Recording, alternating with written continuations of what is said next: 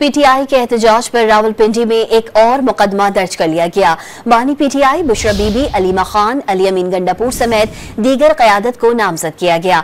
मुकदमे में firing, police एहलकारों पर हमले और तशद्दुद के इल्जामात आयद किए गए। मवासलाती आलात, आंसू गैस की शेल और गुलेलें बरामद करने का दावा किया गया।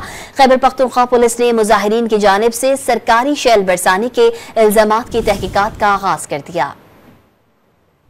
पीटीआई के एहतजाज के खिलाफ एक और मुकदमा दर्ज। रावलपिंडी के थाना सादकाबाद में इंसदाद दहशतगर्दी एक्ट के दिफात के तहत मुकदमा दर्ज किया गया, जिसमें बानी पीटीआई बुशरा बीबी, अलीमा खान, अली अमीन गंडापुर समेत दीगर क़यादत को नामजद किया गया। मुकदमे के मतन में मुजाहिरीन पर फायरिंग, पुलिस एहलकारों पर हमले और तशद्दुद के इल्जामात आयद किए गए। मौके से पीटीआई के 77 कारकुनान को हिरासत में लिया गया। गिरफ्तार मुलजिमान में मवासलाती सेट, आंसू गैस शेल और गुलेलें बरामद करने का भी दावा किया गया। इस्लामाबाद एहतजाज में मुजाहिरीन की जानिब से मुबैना तौर पर सरकारी आंसू गैस शेल के इस्तेमाल के इल्जाम में खैबर पख्तूनख्वा पुलिस ने तहकीकात का हुक्म दे दिया। शेल स्टॉक का जायजा लेने और जांच पड़ताल के लिए एआईजी लॉजिस्टिक की सरबराही में टीम तश्कील दे दी गई। जायजे से मुताल्लिक फैसला वफाकी हुकूमत के इल्जामात और सोशल मीडिया पर खबरें आने के बाद किया गया।